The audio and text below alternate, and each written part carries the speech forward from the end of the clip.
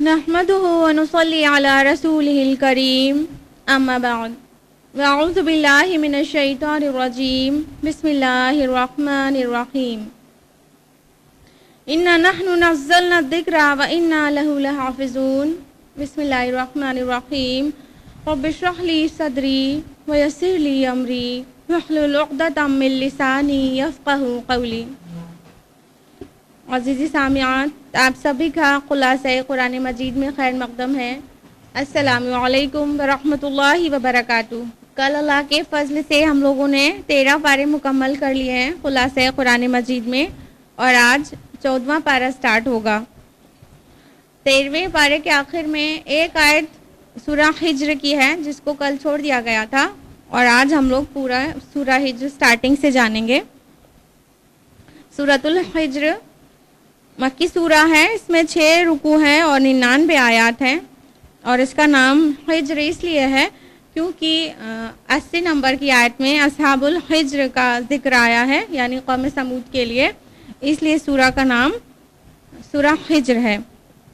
زمانہ نزول کی جہاں تک بات ہے تو اس کا جو اسلوب ہے وہ مکی دور کے ابتدائی زمانے کا سا معلوم ہوتا ہے، یعنی ابتدائی 4 سالوں میں نازل ہونے والی صورتیں جو ہیں ان کا جو اسلوب ہے وہی ہے، لیکن پھر بھی مولانا مودودی نے اس کا زمانہ نزول سورہ ابراہیم کا دور متصل بتایا ہے، یعنی مکی زندگی کا آخری دور۔ واللہ عالم۔ سورہ حجر جو ہے وہ اپنے مزاج، انداز اور اسلوب میں سورہ رعد اور ابراہیم سے بالکل مختلف ہے۔ اسلوب کا بنیادی فرق تو ایک تو یہ ہے کہ آیات کی طوالت ڈیفرنٹ ہے، یعنی ہجر کی جو آیات ہے وہ بہت چھوٹی ہیں، اور نسبتاً سورہ رعد اور ابراہیم کی آیات اس سے بڑی ہیں۔ سورہ رعد میں 6 رکوع ہیں جبکہ 43 آیات ہیں، یعنی تقریباً 7 آیات ایک رکوع میں اوسطاً، اور سورہ ہجر میں بھی 6 رکوع ہیں لیکن 99 آیات ہیں، یعنی اوسطاً ایک رکوع میں 16 آیات۔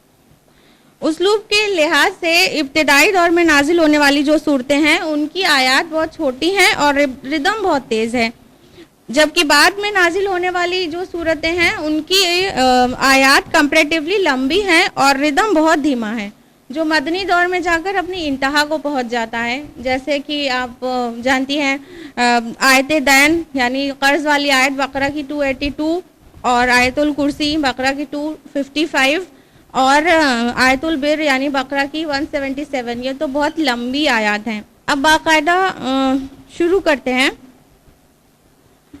سورۃ الحجر رکوع نمبر 1 آیت نمبر 1 سے 15 میں ہے۔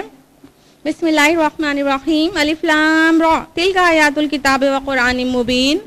الف لام را یہ اللہ کی کتاب کی اور قرآن مبین کی آیات ہیں۔ الف لام را یہ حروف مقطعات میں سے ہے، اور اس کا سلسلہ جو مکی صورتوں میں شروع ہوا تھا وہ سورہ یونس سے شروع ہوا تھا۔ 5 صورتوں کے آغاز میں الف لام را آیا ہے، اور ایک سورہ میں یعنی سورہ رعد میں الف لام میم را آیا ہے، اور یہ اس سلسلے کی 6ٹھی اور آخری سورہ ہے جہاں لگاتار حروف مقطعات آ رہے تھے سٹارٹنگ میں۔ آیت نمبر 2 ہے۔ ایک وقت خواہش کریں گے وہ لوگ جنہوں نے کفر کیا تھا کہ کاش وہ مسلمان ہوتے، یعنی کافروں کا کفر ان کے لیے باعث حسرت بن جائے گا روز آخرت۔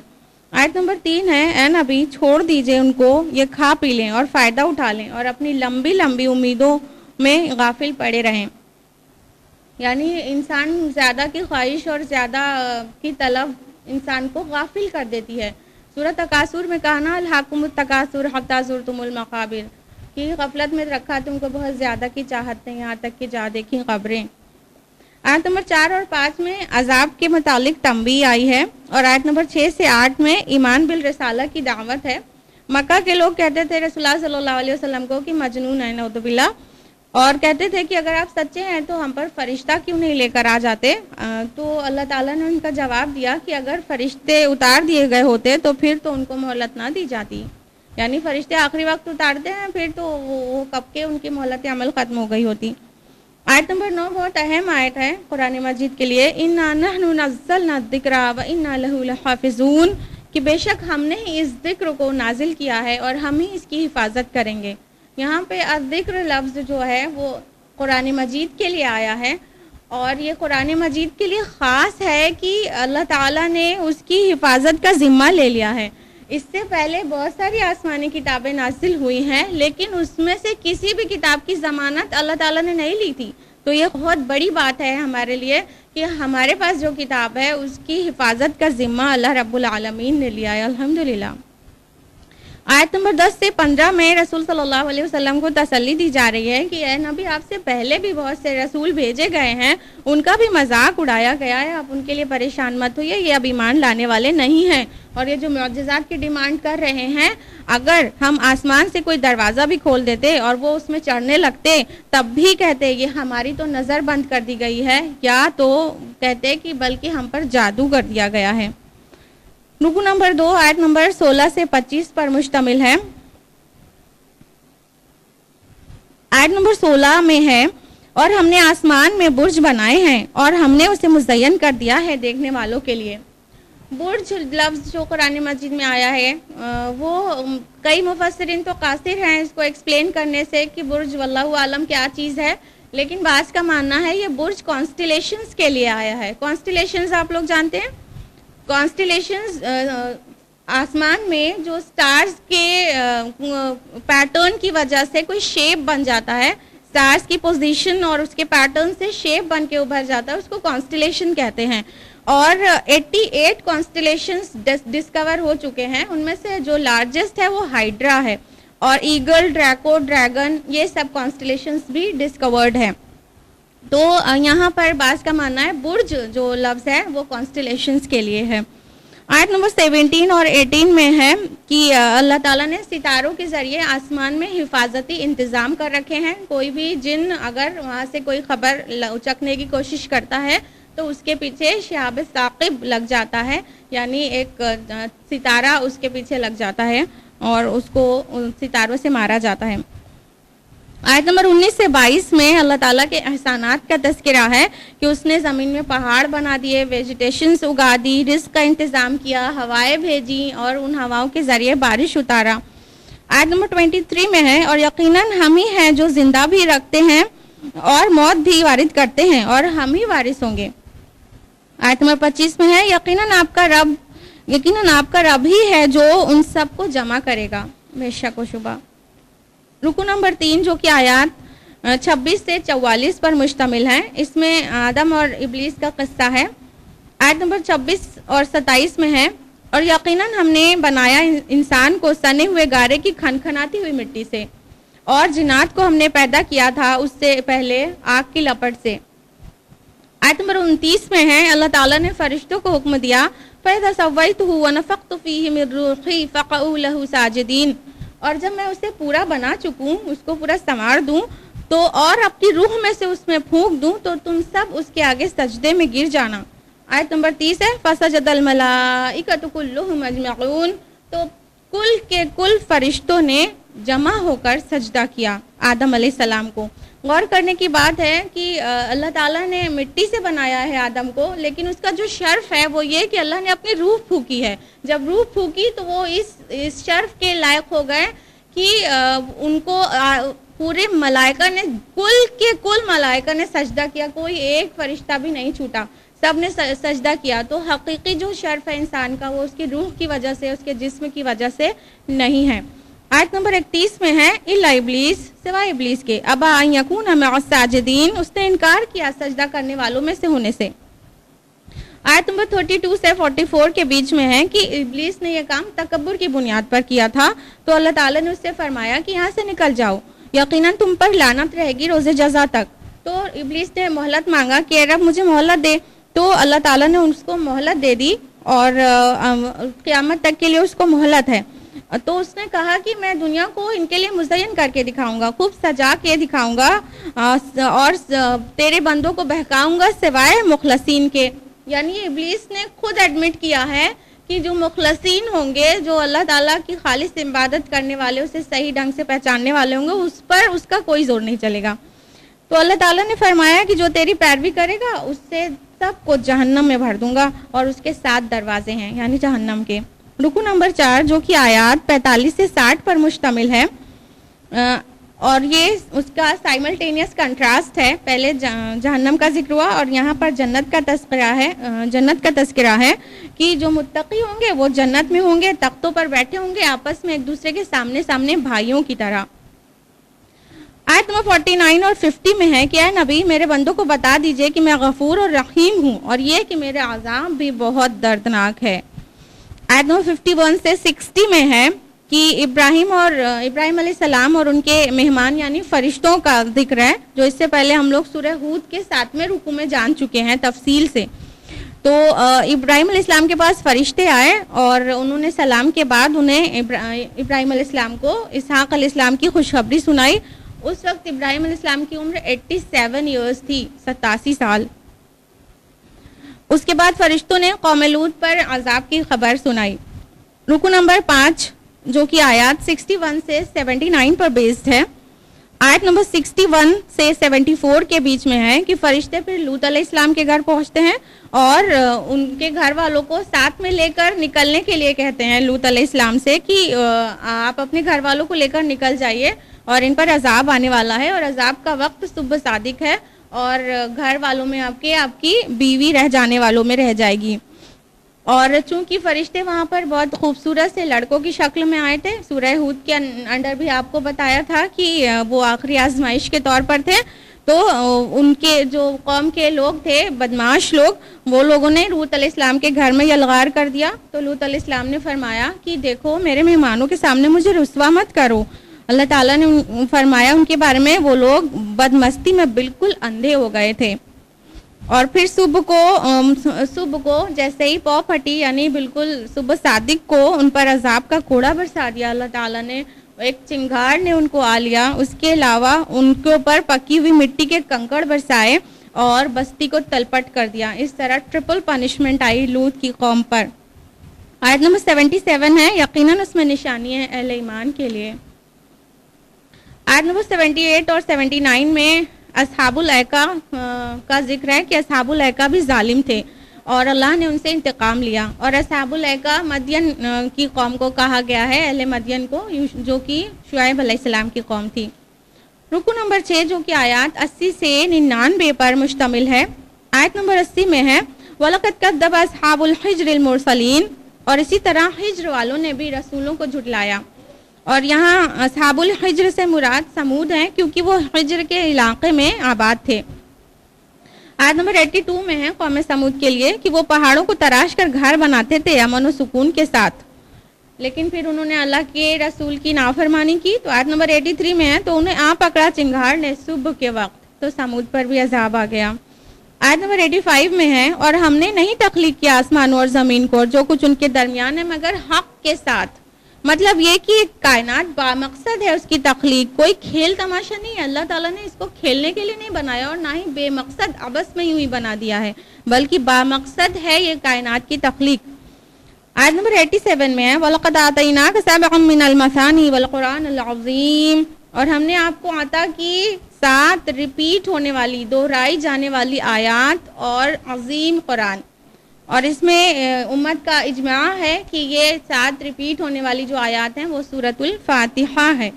اور سورۃ الفاتحہ کا نام ایک بھی ہے اور نماز میں وہ ریپیٹ ہوتی ہے. متفق علیہ روایت ہے کہ جس نے فاتحہ نہیں پڑھی اس کی نماز نہیں.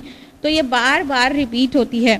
فاتحہ جیسی کوئی صورت کسی بھی آسمانی کتاب میں اللہ تعالیٰ نے کبھی بھی نہیں دی ہے. یہ محمد رسول اللہ صلی اللہ علیہ وسلم کا شرف ہے کہ آپ کے لیے یہ سورہ نازل کی گئی ہے. آیت نمبر 88 میں ہے اللہ تعالیٰ اپنے نبی صلی اللہ علیہ وسلم سے کہتے ہیں آپ آنکھ اٹھا کر بھی نہ دیکھیں ان کے مال و متاع کی طرف, ہم نے ان کے مختلف گروہوں کو جو دے رکھا ہے. یعنی اللہ تعالیٰ نے اپنے رسول کو اس سے بھی قیمتی چیزیں دے رکھی ہیں. یہ جو دنیا میں ابو جہل کی دولت و شوکت ہے, ولید بن مغیرہ کے باغات ہیں, یہ سب حقیر ہیں ان کے سامنے جو آپ کو دے رکھا ہے. آپ کو تو فاتحہ دے رکھا ہے, آپ کو قرآن دے رکھا ہے. آیت نمبر 88 اور 89 میں ہے کہ رسول صلی اللہ علیہ وسلم کو اللہ تعالیٰ ہمدردی کے ساتھ تسلی دے رہے ہیں کہ آپ ذرا پرواہ نہ کریے ان لوگوں کی, ہم ان سے نمٹنے کے لیے کافی ہیں جو آپ کی تکذیب کر رہے ہیں. اور آخری آیت جو کہ آیت نمبر 99 ہے اس میں ہے کہ اور اس آخری گھڑی تک اپنے رب کی بندگی میں لگے رہیے جس کا آنا یقینی ہے. بے شک و شبہ۔ اس کے ساتھ ہی سورہ حجر یہیں پر مکمل ہوتی ہے اور اب شروع ہوتی ہے سورہ نحل۔ سورہ نحل سورہ نمبر 16 ہے، اس میں 128 آیات ہیں اور اس کا نام نحل اس لیے ہے کیونکہ آیت نمبر 68 میں وَأَوْحَىٰ رَبُّكَ إِلَى النَّحْلِ کے الفاظ آئے ہیں۔ نحل میں ہنی بھی ہوتی ہے، مدھو مکھی۔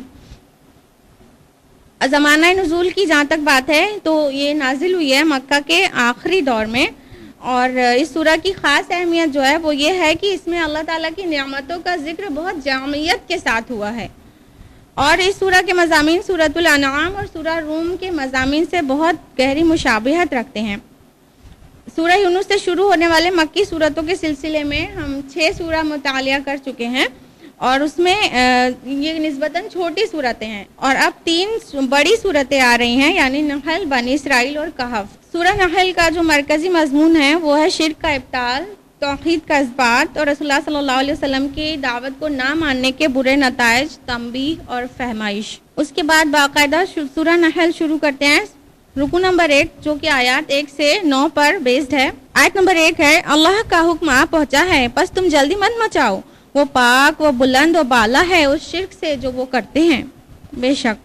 آیت نمبر 2 سے 8 میں ہے کہ اللہ تعالیٰ نے بہت ساری اپنی نعمتوں کا تذکرہ کیا ہے جس کے ذریعے انسان توحید پرست ہو سکتا ہے اور شرک کے جو باطل ہونے کے ثبوت فراہم کر سکتا ہے، اور اللہ تعالیٰ نے ان آیات میں اپنی بہت ساری تخلیق کو یاد دلایا ہے کہ اللہ تعالیٰ نے پیدا کیا زمین اور آسمان کو، اور انسان کو پیدا کیا گندے پانی کی بوند سے، اور چوپایوں کو پیدا کیا جو انسان کے طرح طرح کے کام آتے ہیں، اور گھوڑوں کو اور خچروں کو پیدا کیا، اور ان چیزوں کو جنہیں انسان جانتا بھی نہیں پیدا کیا۔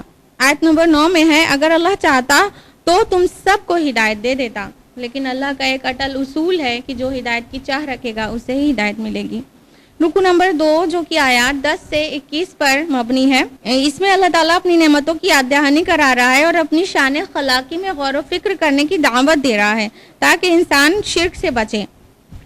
آیت نمبر 10 سے 16 میں ہے، وہی تو ہے جس نے آسمان سے پانی اتارا، کھیتی اور پھل اگائے، رات اور دن کو تمہارے لیے مسخر کر دیا، سورج اور چاند کو تمہارے لیے مسخر کر دیا، مختلف رنگوں کی چیزیں زمین میں پھیلا دیں، سمندر میں تمہارے لیے غذا اور زیورات پیدا کیے اور کشتیوں کو تمہارے کام میں لگا دیا، اور اس کے علاوہ پہاڑوں کو کھوٹیوں کی طرح گاڑ دیا اور ستاروں کے ذریعے تمہیں رہنمائی فراہم کرتا ہے۔ یہ ساری احسانات اور نعمتوں کا ذکر ہے۔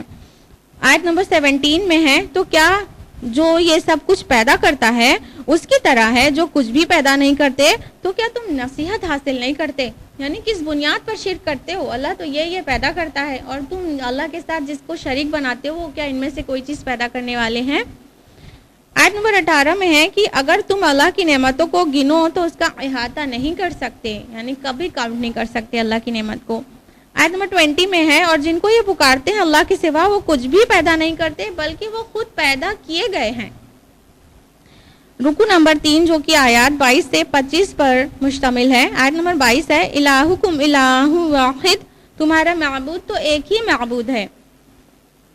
تو جو لوگ آخرت پر ایمان نہیں رکھتے ان کے دل منکر ہیں اور وہ تکبر کرتے ہیں، یعنی آخرت پر ایمان نہ رکھنے والے کے اندر ہی تکبر ہوتا ہے، اور جس کے اندر تکبر ہوتا ہے وہ آخرت پر ایمان نہیں رکھتا ہے۔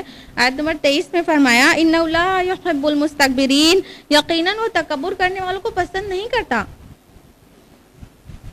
آیت نمبر 25 میں ہے کہ جو انسان دوسرے کی گمراہی کا سبب بنتا ہے تو روز آخرت اپنے گناہوں کے ساتھ اس کے گناہ کا بھی بوجھ اٹھائے گا۔ رکو نمبر 4 جو کہ آیات 26 سے 34 پر مشتمل ہے۔ آیت نمبر 26 میں ہے، اسی طرح وہ چالیں چل رہے تھے تو انہوں نے بھی چالیں چلی تھیں جو ان سے پہلے تھے، اور اللہ حملاور ہوا ان پر ان کے قلعوں کی بنیادوں سے، پھر گر پڑی ان پر چھتیں ان کے اوپر سے۔ آیت نمبر 27 سے 29 میں ہے کہ نافرمانوں کے جو روح نکلتی ہے وہ بہت ہی اذیت کے ساتھ نکلتی ہے، عذاب کے فرشتے نکالتے ہیں اور فائنلی ان کا ٹھکانہ جہنم ہے۔ اور آیت نمبر 30 سے 32 میں ہے کہ جو لوگ متقی ہوتے ہیں ان کو دنیا میں بھی اللہ تعالیٰ بھلائی دیتا ہے اور آخرت میں بھی، اور ان کی روحیں رحمت کے فرشتے نکال کے لے کے جاتے ہیں اور بہت ہی عزت اور احترام کے ساتھ نکال لے جاتے ہیں۔ آیت نمبر 33 اور 34 میں ہے کہ یہ لوگ کس چیز کا انتظار کر رہے ہیں کہ آ جائیں، یعنی فرشتے آ جائیں یا اللہ کا فیصلہ آ جائے. تو جس چیز کا یہ مذاق اڑا رہے ہیں نا، اسی چیز نے ان کو گھیر لیا ہے، یعنی عذاب نے. رکو نمبر 5 جو کہ آیات 35 سے 40 پر مشتمل ہے. آیت نمبر 35 میں ہے، اور کہتے ہیں یہ مشرک لوگ اگر اللہ چاہتا تو ہم اور ہمارے باپ دادا اللہ کے علاوہ کسی کو نہ پوچھتے. آیت نمبر 36 میں ہے، اور ہم نے تو ہر امت میں ایک رسول بھیجا کہ اللہ کی بندگی کرو اور طاغوت سے بچو. آیت نمبر 38 میں ہے کہ اور وہ اللہ کی قسمیں کھا کر کہتے ہیں کہ اللہ ہرگز نہ اٹھائے گا اس کو جو مر جائے. دیکھیں بے سند بعد اللہ کی قسم کھا کر کہتے ہیں کہ اللہ نہیں اٹھائے گا، قسم کھا کر. کیا انہوں نے دیکھ رکھا ہے آنے والے دن کو؟ تو اللہ کا جواب ہے کیوں نہیں، وہ وعدہ ہے اس کے ذمے سچا، لیکن اکثر لوگ علم نہیں رکھتے. آیت نمبر 40 میں فرمایا، اور ہمارا قول تو کسی چیز کے بارے میں بس یہ ہوتا ہے کہ ہم ارادہ کر لیتے ہیں اور اسے فرماتے ہیں ہو جا تو وہ ہو جاتا ہے. یعنی کہ جو عالم امر ہے اس میں نہ ہی اس میں جو چیزوں کے ظہور پذیر ہونے کے لیے اسباب، وسائل اور وقت کی ضرورت نہیں ہوتی، بس اللہ کے کلمہ کن سے ہو جاتا ہے.